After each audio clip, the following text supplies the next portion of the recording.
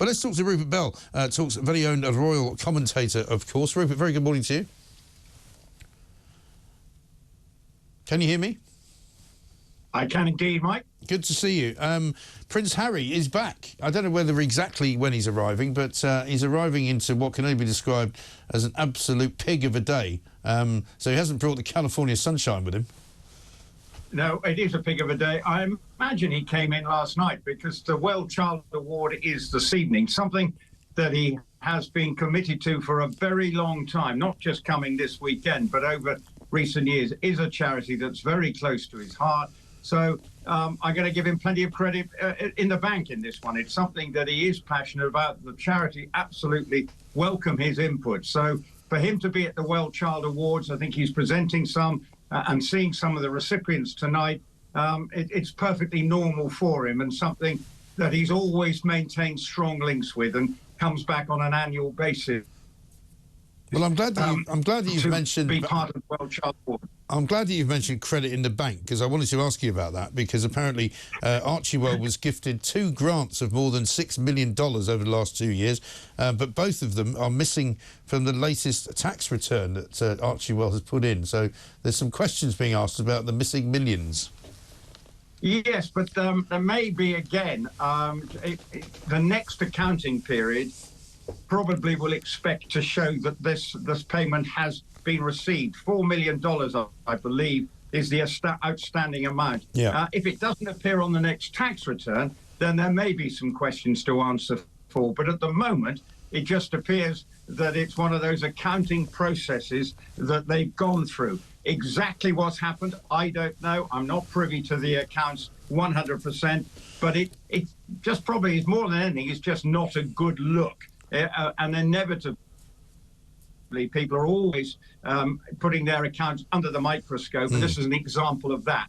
I might just give them, again, some benefit of the doubt with this one, but whenever the next tax returns are due to be filed and it's not there, then that might be a more serious issue. But I'm not expecting this to suddenly reveal a can of worms and complications for the Sussexes. No, I'll make sure we just label that one up and put it in the bank for so the use of the word bank again for future use, just in case it comes back to bite you. What about the other business where Netflix apparently are not too happy? They've seen an early cut, I think, of the Polo documentary, which they were hoping would be full of great anecdotes and video footage of Prince Harry riding around on a polo pony, but it seems to be mostly about his Argentinian mate, who nobody cares about. Well, that's going to be the problem. It might just be a bit dull. You think?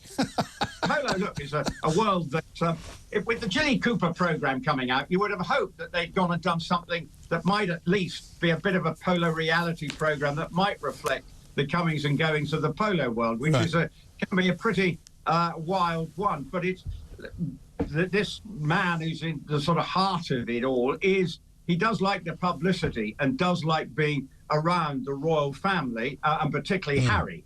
And this Polo documentary, I cannot see it shifting viewers to Netflix. No. I think it's incredibly niche. I understand the polo world. It's a very rich world for the Le Patrons. It's ego-driven.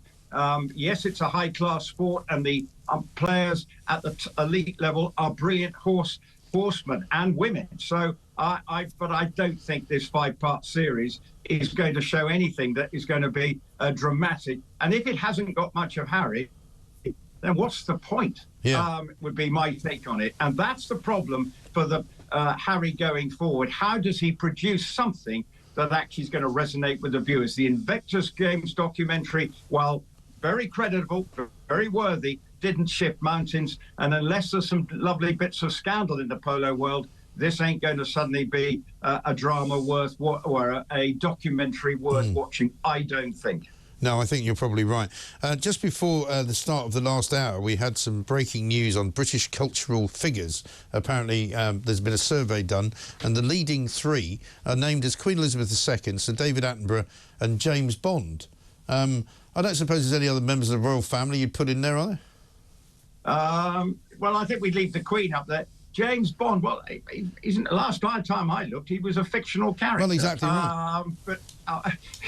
So the other two out of three ain't bad. I mean, a couple of people have suggested Winston Churchill, you know, Isambard Kingdom Brunel, that kind of thing. Yeah, well, I would have thought of Winston Churchill, but he seems to now be copping a lot of flack amongst certain sections of society. Yeah, I wouldn't pay any attention to that. I'm certainly not going to pay any attention to it. But if James Bond is deemed that significant, then happy days. I love his movies, and I watch every one religiously over and over again. Do you? Which is your favourite Bond film? Well, I go back. I love Goldfinger. Can watch that forever. Goldfinger's great. I tend to be a bit of a '60s man. Yeah. Skyfall I can watch as well. There you go. If you as two. Well, there you and and one footnote for you, Mike. Yeah. M was named after my grandfather in the James Bond movies, but I didn't think you. But there we go. Now I can't believe I didn't know that. That's a great revelation. Well done. So your dad was the real M, was he? Well, my grandfather was the real M. He was head of the Secret Service during the Second World War. Wow. Well, we'll have to go and talk about that, because obviously there's a lot of stories I need to get out of you. Very good to talk to you, though. Rupert Bell, thank you very much indeed. Grandfather ran the Secret Service during the war. Blimey.